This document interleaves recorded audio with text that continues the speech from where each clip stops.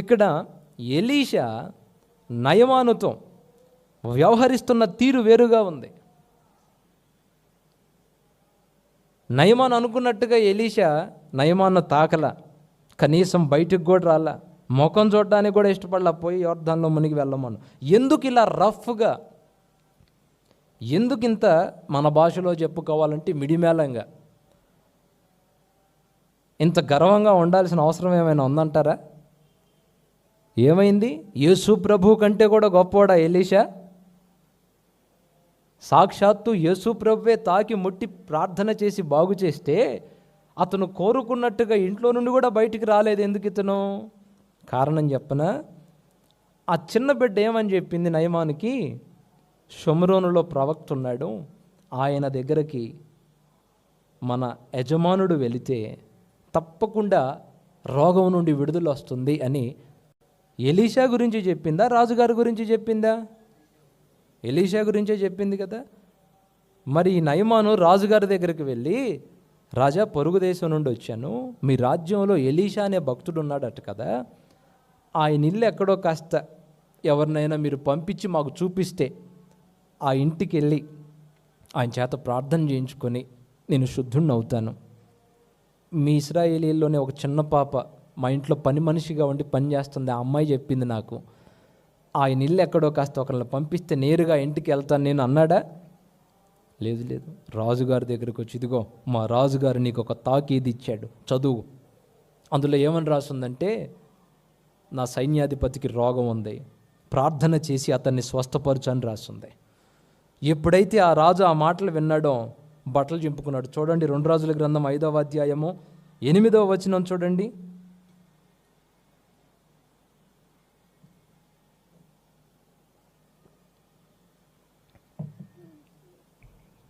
చదువయ్యా, నేనే చదువుతానేనండి. 2 రాజుల గ్రంథం 5వ అధ్యాయము 8వ వచనం. ఇశ్రాయేలు రాజు తన వస్త్రమును చింపుకొని ఫస్ట్ నుంచి చూడండి. ఎక్కడి నుంచి చదువుదామంటే 7 నుండి చదువుదాం. 2 రాజుల గ్రంథం 5:7. బైబిల్ ఉన్న వాళ్ళు దయచేసి బైబిల్ చూడండి, చదువచ్చిన వాళ్ళు బైబిల్ చూడండి. ఒక మంచి విషయాన్ని ఈరోజు దేవుడు మనతో మాట్లాడబోతున్నాడు. ఇశ్రాయేలు రాజు ఈ పత్రికను చదివి వస్త్రములు చింపుకొని, చంపుటకును బ్రతికించుటకును నేను దేవుడనా, ఒకనికి కలిగిన కుష్ఠరోగమును మాన్పుమని నా యొద్దకు ఇతడు పంపుట ఏమి, నాతో కలహమునకు కారణం అతడు ఎట్లు వెతుకుచున్నాడో మీరు ఆలోచించుడనెను. ఇశ్రాయేలు రాజు తన వస్త్రమును చింపుకొనిన సంగతి దైవజనుడైన ఎలీషాకు వినబడినప్పుడు ఎక్కడికి వెళ్ళాడు? ఎవరికి ఇచ్చాడు పత్రిక? గర్వం ఎవరిలో ఉంది? ఎలీషాలో ఉందా, నయమాన్లో ఉందా? నేను ఎవడో ఇంటికి పోయి ఆ ఇంటి ముందు ఒక బికారులాగా తలుపు కొట్టాల్సిన అవసరం ఏముంది? ఈ తాకీదు ఆ రాజు ముఖాన పడేస్తే చస్తా బ్రతుకుతా పిలిపిస్తాడు అతన్నే. ఎందుకు రాడు? ఎవరి కోసం రాడు? సైన్యాధిపతి ఇక్కడ. ఎందుకు రాడు? ఎవరి కోసం రాడు? పిలిపించు. ఈ రాజు బట్టలు చించుకునేటప్పుడైనా ఎదుట నిలబడ్డాడు చెప్పొచ్చుగా, నయమాను, రాజా నిన్ను బాగు చేయమని కాదు ఆ పత్రికలో ఉంది, మీ రాజ్యంలో ఓ ప్రవక్త ఉన్నాడట కదా, ఎలీషా అనే ఒక దైవజనుడు ఉన్నాడంట కదా, ఆయన దగ్గరికి వచ్చా, నువ్వెందుకు బాధపడతావు, నువ్వెందుకు గందరగోళం అవుతావు, ఒకళ్ళని పంపించు, నేను వెళ్తా అక్కడికి. ఏమండి, రోగంతో ఉన్నోడు డాక్టర్ దగ్గరికి వెళ్ళాలా, డాక్టర్ రోగంతో ఉన్నోడు దగ్గరికి రావాలా? చెప్పండి, మీరు చెప్పండి. రావాలా? ఈ రోగే వెళ్ళాలిగా. కానీ నయమాన్ వ్యవహారం ఎలా ఉంది? నా దగ్గర డబ్బు ఉంది, అధికారం ఉంది, వస్తాడు, ఎందుకు రాడు అని రాజుగారిని అల్లాడిచ్చాడు. పాపం ఆయన బట్టలు చించుకొని గందరగోళం అయిపోతుంటే అప్పుడైనా నోరు తెరుస్తాడా? చూసి మీలాగానే సరదాగా నవ్వుకొని ఉంటాడు, కీడోటర్ పిచ్చోడ్లాగా ఉన్నాడు. మరి ఎంత భయమమ్మా రాజుగారు అంటే, మరి ఎంత భయమా? యుద్ధానికి ఇది ఒక కారణం అనుకొని గందరగోళం అయిపోతున్నాడే. అప్పుడైనా చెప్పాడా? నోరు పెగిలిందా? లేదు లేదు. అసలు చూద్దాం, సినిమా చూద్దాం, ఏం చేస్తాడు ఈ రాజు చూద్దాం అని అట్లానే ఒక దిష్టి బొమ్మలాగా ఉన్నాడు అక్కడ ఈ నయమాను. ఈ వార్త ఆ నోట ఈ నోట ఆ నోట ఈ నోట పడి ఆయనకు తెలిసింది. ఎవరికి తెలిసింది? జీవము కలిగిన దేవుని సేవకుడికి ఆ వార్త తెలిసిందే. కబురు పెట్టాడు, రాజా ఎందుకు బట్టలు దించుకున్నావు? నేను ఒకడిని ఇక్కడ ఉన్నానుగా, బాగు చేయగలిగిన దేవుడు నాకు తోడుగా ఉన్నాడుగా, పంపించతన్నే. గమనించాడు, ఈ నయమానుకున్న కుష్టు ఏ కుష్టో తెలుసా? గర్వము అనే కుష్టు. అది ఏ కుష్టు? గర్వం, అతిశయం. ఎవడైనా నా కాళ్ళ దగ్గరకు రావాల్సిందే, ఎవడైనా నా దగ్గర తల దించాల్సిందే, కానీ నేను ఎవడి దగ్గర తల దించే పరిస్థితి నరనరాన అతిశయం, గర్వం లోపల ఉంది. ఇప్పుడు రోగంతో ఎలీషా ఇంటి ముందుకు వచ్చి నిలబడ్డాడు. అక్కడి నుండి మర్యాదగా ఇక్కడికి వచ్చాడు. ఒక దూతను పంపిస్తే ఎలీషా ఇందాక మనం చెప్పుకున్నట్టుగా పోయే యోర్దాను నదిలో మునిగి పొమ్మని బా. కనీసం ఇంట్లో నుండి కూడా బయటికి రాడా? రాను. నేను ఎందుకు రావాలి? నీకేం కావాలి? స్వస్థతేగా, బాగుపడటమేగా నీకు కావాల్సింది. ఇన్ని సంవత్సరాలు నువ్వు యాతన పడుతున్న ఆ ఇబ్బందిలో నుండి బయటికి రావడమేగా నీకు కావాల్సింది, అంతేగా? వెళ్ళు యోర్దాను నదిలో. అప్పుడు ఆ మాట ఎప్పుడైతే వింటాడో కోపం వచ్చిందంట. ఎంత కోపమో తెలుసా? తిప్పరా బండి. ఈ యెరూషలేములో ఉన్న ఈ యోర్దాను నది కంటే పవిత్రమైన నదులు మన దగ్గర లేవా? వాటితో పోల్చుకుంటే ఇది ఒక మురికి గుంట. మన నదులు ఎక్కడా? ఈ నది ఎక్కడా? కనీసం బయటికి కూడా రాడా? రోగం ఉన్న దగ్గర చేయి పెడతాడు అనుకున్నానే. తెప్పు, ఉంటే ఉండు, ఊడితే ఊడు. ఉంటే ఉండవయ్యా, నేను చెప్పినట్టు విని తగ్గించుకొని ప్రార్థన చేసుకొని వెళ్తే బాగుపడతావు.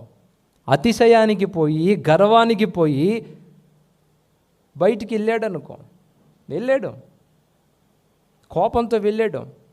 పక్కనున్నాడు సైలెంట్గా ఒక ఇంజెక్షన్ చేశాడు. అయ్యగారు, తమరికి రోగం ఉందన్న సంగతి మర్చిపోయినట్టున్నారు. వచ్చింది బాగుపడటానికి, రోగం నుండి స్వస్థత పొందడానికి వచ్చారు మీరు.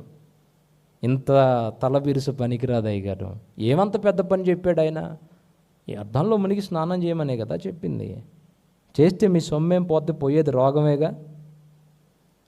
గర్వంతో ఇంటికి వెళ్ళారనుకో, కొద్ది రోజుల్లో రోగం ముదిరిది, చచ్చిపోతారు. ఇంకంతకంటే ఏం జరిగిద్ది? పదండి వెనక్కి. అంతే అంటావా? మరి అంతకాకేముంది? రోగంతో ఉన్నప్పుడు డాక్టర్ గారు చెప్పిన ప్రతి మాట వినాల్సిందే. అప్పుడు హాస్పిటల్కి వెళ్ళిన మనం బాగుపడి ఇంటికి వస్తాం. ఇక్కడ ఎలీషా నయమానికి ఒక పరీక్ష పెట్టాడు. ఒకసారి స్తోత్రం చెప్పండి, గట్టిగా చెప్పండి. వినండి. ఎలీషా నయమానికి ఒక పరీక్ష పెట్టాడు. రోగంతో బాధపడుతున్నాడు, చాలా చోట్లకి తిరిగాడు, జీవితం బాగవ్వలేదు, పరిస్థితులు మారలేదు. ఇంతే అనుకున్న పరిస్థితుల్లో ఎవరో చెబితే ఆ మాట విని ఇక్కడికి వచ్చాడు. ఇతను వచ్చిన వాడేమైనా కరెక్ట్గా వచ్చాడా? కాస్తంత తలబిరుసుతో వచ్చాడు. ఇప్పుడు ఇతనికి ఒక పరీక్ష పెట్టాలి. నేను చెప్పిన మాట వింటాడా, వినడా? నాకు తెలియక అడుగుతాను, యోర్దాను నదిలో ఏమైనా మహత్వం ఉందా? యోర్దాను నది ఏమైనా పవిత్రమైందా? రోగాలను నయం చేసి ఏమన్నా శుద్ధ జలం అక్కడ ఉందా? లేదు. మరి ఈ నయమానికి స్వస్థత కలగడానికి గల కారణం ఏంటి? దైవజనుడు చెప్పాడు 7 సార్లు మునగమని. నదిలో ఏమి లేదు, నది నీళ్ళల్లో ఏమి లేదు, కానీ దైవజనుడు చెప్పిన మాటని ఒకడు వినడంలోనే తన జీవితంలో దేవుని కార్యాలు జరగడం ఆధారపడి ఉంది. యేసయ్యలాగా ముట్టి ప్రార్థన చేస్తే తగ్గిపోద్ది. ఎలీషాలో ఉన్న శక్తి, అభిషేకం, పవరు ఎంతదో తెలుసా? చనిపోయిన వాడిని తీసుకొచ్చి ఎలీషా చనిపోయిన రోజుల్లో ఎలీషా సమాధిలో పనుకోబెడితే అతని ఎముకలు తగిలి, ఎలీషా చనిపోతే ఎలీషాని సమాధిలో పెట్టారు. ఒక యుద్ధం జరుగుతుంది. ఆ యుద్ధంలో ఒక సైనికుడు చచ్చిపోతే దగ్గరలో ఓ సమాధి ఉందని చెప్పి ఆ సైనికుని శవాన్ని ఎలీషా సమాధికి తీసుకొస్తే ఆ ఎముక తగిలితే చచ్చినోడు తిరిగి బ్రతికి కూర్చున్నాడు. హల్లెలూయా. చచ్చినోడు దిగ్గులు లేచి కూర్చున్నాడు. ఇదేంట్రా బాబు ఇలా జరిగిందని ఆ సమాధి ఎవరిది అని ఆరా తీసి చూస్తే వాళ్ళకి తెలిసింది ఏంటో తెలుసా? అది ప్రవక్త దైవజనుడు ఎలీషా సమాధి. అందులో ఉన్నవాడు అగ్ని ప్రవక్త. ఎముక తగిలితేనే చచ్చినోడు తిరిగి లేచి కూర్చున్నాడు అక్కడ. ఎలీషా వచ్చి అలా తాగితే చాలు స్వస్థత వస్తుంది. కానీ ఇప్పుడు నయమాను ఒక పరీక్ష ఎదుర్కోవాలి. దేవుని ప్రతినిధి చెప్పిన మాటని చిన్న బిడ్డ విశ్వాసం ఉంచి, చిన్న బిడ్డ మనసు కలిగి చెప్పింది చెయ్యాలంతే. మీ దగ్గర మంచి నదులు ఉండవచ్చు, కానీ దైవజనుడు ఏ నదిలో మునగమన్నాడో ఆ నదిలోనే మునగాలి. ఎన్నిసార్లు మునగమన్నాడో అన్నిసార్లు మర్యాదగా మునగాలి. అప్పుడు మాత్రమే నువ్వు కోరుకున్నది నీకు దక్కుతుంది. 7 అనే మాట మీరు ఆదికాండం నుండి ప్రకటన గ్రంథం దాకా చూసుకోండి. 7 అనే మాట సంపూర్ణతకు ఒక చిహ్నం. 7 సార్లు మునుగు అన్నాడు అని అంటే 7 సార్లు సంపూర్ణ విధేయత నువ్వు చూపాలి. నీ విధేయతే నిన్ను బాగు చేసేది. నదిలో ఏం లేదు. ఎలీషా ఈ నయమాను బాగుపడ్డాడన్న సంగతి తెలిసిన తర్వాత చాలామంది కుష్ఠరోగులు పోయి యోర్దాను నదిలో మునిగారు. 7 సార్లు మునిగిన వాళ్ళు ఉన్నారు, 70 సార్లు మునిగిన వాళ్ళు ఉన్నారు. కానీ ఒక్కడికి కూడా నయం, ఒక్కడికి కూడా రోగం తగ్గల. మరి ఇతని జీవితంలోనే ఎందుకు ఆ కార్యం జరిగింది? ఎలీషా ఆ మాట చెప్పడానికి వెనక ఉన్న కారణం ఏంటంటే విధేయతకు పరీక్ష. ఈరోజు ఈ మాటలు వింటున్న మీ జీవితాల్లో ఓసారి మీరు పరిశీలించుకోండి. మీరు కొన్ని కావాలని కోరుకుంటున్నారు. సంవత్సరాల నుండి కొన్ని పరిస్థితుల చేత మీరు బాధించబడుతున్నారు. ఈ బాధలో నుండి నేను బయటపడితే బాగుండు అని మీరు కోరుకుంటున్నారు. నేను చెప్పిన మాట వాస్తవమా కాదా? వాస్తవమే అంటే ఒకసారి అట్లా చేతులెత్తి స్తోత్రం చెప్పండి.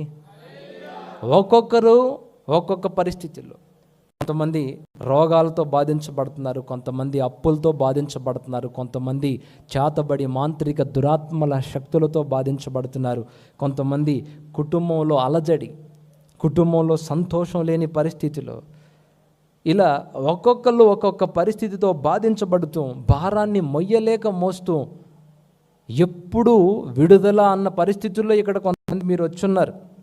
అయితే మీకు ఒక మాట, ఓసారి మీ జీవితాన్ని మీరు తొంగి చూడండి.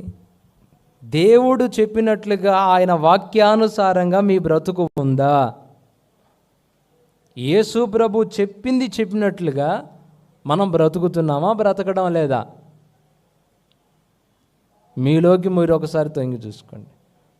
నా దగ్గరికి చాలామంది వస్తారు, ప్రార్థన చేయండి అయ్యగారు అంటారు, బోలెడ సమస్యలు చెప్తారు. వాళ్ళు ఏడుస్తారు, వినే మమ్మల్ని ఏడిపిస్తారు. చివరికి బాధపడి ప్రార్థన చేయబోయే ముందు, బాబు బాప్తిస్మం తీసుకున్నావా? యేసు ప్రభు చెప్పినట్లుగా నీ జన్మ కర్మ పాపాలు కడగబడు నిమిత్తం బాప్తిస్మం పొందావా అంటే చాలామంది చెప్పేది ఏంటో తెలుసా? ఇంకా బాప్తిస్మం పొందలేదండి. ఇంకా పొందలేదా? మరి ఎప్పుడు పొందుతావు? కాస్త టైం ఉందిలేండి. టైం అంటే ఎందుకు టైం? కాదులేండి, కొంచెం టైం ఉంది. ఎందుకు? కాదులేండి, ఇంకొంచెం టైం. ముందు మీరు ప్రార్థన చేయండి. ఒక మాట, యేసు ప్రభు మాటకు విధేయత చూపకుండా, ఆయన చెప్పినట్లుగా జన్మ కర్మ పాపాలు కడగబడు నిమిత్తం బాప్తిస్మం పొందకుండా, నేనెంత ప్రార్థన చేసినా, మీరు మోకరించి మీరెంత ప్రార్థన చేసుకున్నా అంత బూడిదలో పోసిన పన్నీరు లాంటిదే కదా అది. అవిధేయుల్ని దేవుడు బాగు చేస్తాడా? విధేయుల్ని దేవుడు బాగు చేస్తాడా? చెప్పండి. అవిధేయుల్నా విధేయుల్నా? కొంతమంది నిన్ను పర్టికులర్గా గమనించి చూస్తున్నాను. వాళ్ళకి తెలుసు వాళ్ళు మొండిగా యేసు ప్రభుకి దూరంగా ఉన్నారని. బాప్తిస్మం పొందకుండా యేసు ప్రభు చెప్పిన మాటను పెడచెవిన పెట్టారన్న సంగతి తెలుసు. అయినా నా దగ్గరకు వచ్చి ప్రార్థన చేయండి అన్నయ్య. నేను అంటాను, నీ జీవితంలో కార్యం జరగదు. నేను ఎంత ప్రార్థన చేసినా, మీరెంత ప్రార్థన చేసుకున్నా, దేవునికి మీరు లోబడకుండా, బాప్తిస్మ అనుభవంలోనికి మీరు రాకుండా, ఎన్నిసార్లు ప్రార్థన చేసినా ఎంతమంది చేత మీరు మొర్ర పెట్టమని ప్రేయర్ రిక్వెస్ట్లు పంపించినా నువ్వు లోబడనంత వరకు దేవుని శక్తి నీలో క్రియాత్మకం అవ్వదు.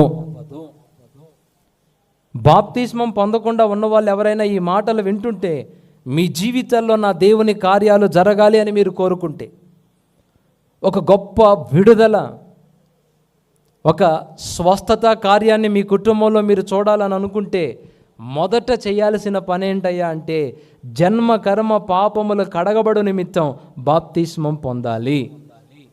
హల్లెలూయా. ఈ మాట నేను చెప్పి మరొక మాట చెప్పకపోతే చాలా పెద్ద పొరపాటే అయింది. అంటే ఇప్పుడు బాప్తిస్మం పొందాల్సింది రోగాల్లో నుండి బయటపడడానికా? బాప్తిస్మం పొందేది అప్పుల్లో నుండి బయటపడడానికా? బాప్తిస్మం పొందేది యేసు ప్రభు జీవితాల్లో మేలులు చేస్తాడనా? దానికోసమా? ఇలానే ఒకరోజు శాలేమన్న వాక్యం చెప్పి మా నాయనమ్మని, మా నాన్నోళ్ళ అమ్మని, మా నాయనమ్మని బాప్తిస్మాలతోటి దగ్గరికి తీసుకొని వెళ్ళి, ఆ రోజు ఒక 100-150 మంది బాప్తిస్మం పొందారు. వాళ్ళల్లో ఆమె కూడా ఒకటి. వాక్యం చెప్పి చివరికి బాప్తిస్మాల ట్యాంకులోకి వెళ్ళిన తర్వాత, చెప్పు బాప్తిస్మం ఎందుకు తీసుకుంటున్నావు అంటే, ఆమె అనేది నరాల నొప్పులు తగ్గడానికి అయ్యా అంది. దేనికంట? నరాల నొప్పుల కోసం అయ్యా అంది. నరాల నొప్పుల కోసమా? బాప్తిస్మం నరాల నొప్పులు తగ్గడానికని నీకెవరు చెప్పారు? ఇందాకటి నుండి నువ్వు అదేగా చెబుతుంది. నీ నరాల నొప్పుల గురించి చెప్పానా? లేదే. ఈ మధ్య ఏమన్నా నీకు చెవుడు వచ్చిందా? కాదు. అదేదో అంటున్నావు కదయ్యా ఇందాకటి నుండి, బాగానే విన్నాను నేను. నరాల నొప్పుల కోసం కాదు, నరకం తప్పించుకొని పరలోకం వెళ్ళడానికి బాప్తిస్మం పొందాలి. అదే అది నరకం అనబోయి నరాల నొప్పులు అన్న.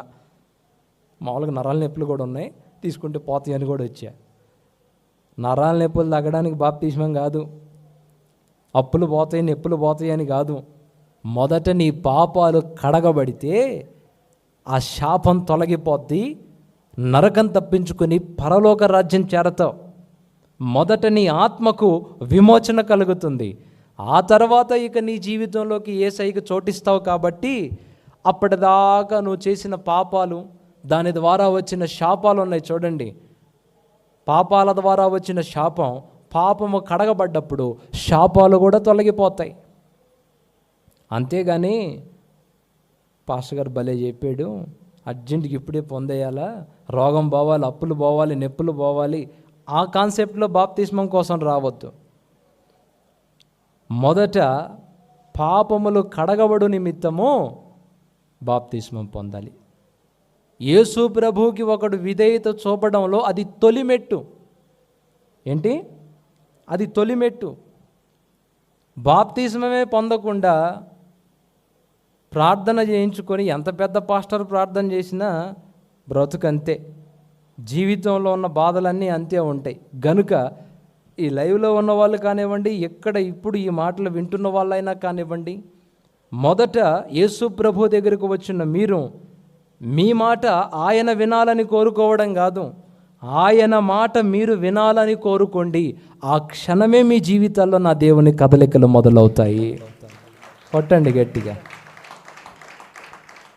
నా మాట ఆయన వినాలని కాదు, నయమాన్లాగా రావాలి, చేతులాడించాలి, ప్రార్థన చేయాలి, రోగం తగ్గించాలి, ఇవి కాదు. నాకు ఈ పరిస్థితి ఉంది, ఏం చేయమంటావో చెప్పయ్యా అడిగితే ఓ పద్ధతి ఉంటుంది, ఓ ప్రాసెస్ ఉంటుంది. ఆ క్రమాన్ని అనుసరించి అడుగులు వేస్తే జీవితంలో విప్లవాత్మకమైన మార్పులు అప్పుడు కలుగుతాయి. కానీ కొంతమందికి ఎంత చెప్పినా అర్థం కాదు. కనీసం ఆ మాట అంటున్నాడే, నేను అవిధేయతలో ఉన్నానే, డైరెక్ట్గా ఇప్పుడు దైవజనుడి దగ్గరికి వెళ్ళి ప్రార్థన చేయించుకోవడం కూడా అనవసరం అని చెప్పాడే, ఇప్పుడు వెళ్ళటం వద్దు కదా, అనవసరం కదా, ప్రార్థన వెంట కదా అని కూడా అనుకోరు. మళ్ళీ అనుకోరు. వాళ్ళ ఫీలింగ్ ఏంటంటే దేవుడు ప్రేమ కలిగినోడు, దయామయుడు. క్రొత్తగా వచ్చిన వాళ్ళంటే వాళ్ళకి తెలియదు. యేసు ప్రభు గురించి అప్పుడప్పుడే తెలుసుకుంటున్న వాళ్ళకి తెలియదు. కాబట్టి వాళ్ళు కొంతకాలం వెంబడించాలి. ఒక 2-3 నెలలు, కనీసం ఒక నెల రోజులైనా, 4 ఆదివారాలైనా దేవుని మందిరానికి వచ్చి యేసు ప్రభు దేవుడు ఆయన తప్ప వేరొక దేవుడు లేడన్న సంగతులు తెలుసుకున్న దాకా వాళ్ళు కాస్త నేర్చుకోవాలి. సంవత్సరాల తరబడి సీనియారిటీ ఉన్నోళ్ళు ఉన్నారు, సంవత్సరాల నుండి వస్తుంటారు ప్రార్థనకి, కానీ బాప్తిస్మం మాత్రం పొందరు. అలాంటి వాళ్ళు ఎవరైనా వింటుంటే మొదట యేసు ప్రభు మాటకు మీరు విధేయత చూపండి. మొదట మీ పాపాలు కడగబడు నిమిత్తం బాప్తిస్మం పొందండి. విధేయతలో తొలిమెట్టది. అలా అని చెప్పి జీవితంలో మేలులు జరుగుతాయని బాప్తిస్మం తీసుకోవడం కాదు, మరలా అట్లా అనరాదు. ఒకసారి స్తోత్రం చెప్తారా? ఈరోజు నా కాన్సెప్ట్ అల్లా ఏంటంటే, మనం ఆ దేవుడు చెప్పిన మాటలు విని ఎంతైతే లోబడుతున్నామో, ఎంతైతే విధేయత చూపుతున్నామో దాని మీద ఆధారపడి దేవుని శక్తి మన జీవితంలో పనిచేయడం మొదలవుతుంది. ఒకడు వచ్చి అంటాడు, సర్వోన్నతుడు అయిన దేవుని కుమారుడా, నిత్య జీవం పొందాలంటే నేనేం చేయాలి? బోధకుడా, పరలోకం వెళ్ళాలంటే నేనేం చేయాలి? నీకు తెలియదా? ధర్మశాస్త్రం ఉందిగా, ధర్మశాస్త్రానుసారంగా అడుగులు వేయవయ్యా. చిన్నప్పటి నుండి నేను అదే చేస్తున్నాను. అయితే ఒక్కటి కొదువుగా ఉంది. ఏంటి? నీ ఆస్తి అమ్మి ఆస్తి అంతా పేదలకిచ్చి నువ్వు నన్ను వెంబడించు. యేసు ప్రభువుని వెంబడించాలంటే ఆస్తిపాస్తులు అమ్మి ఆ ఆస్తి అంతా పేదలకు ఇచ్చి యేసు ప్రభువుని వెంబడించాలా? ఒకవేళ ఆ మాట కనుక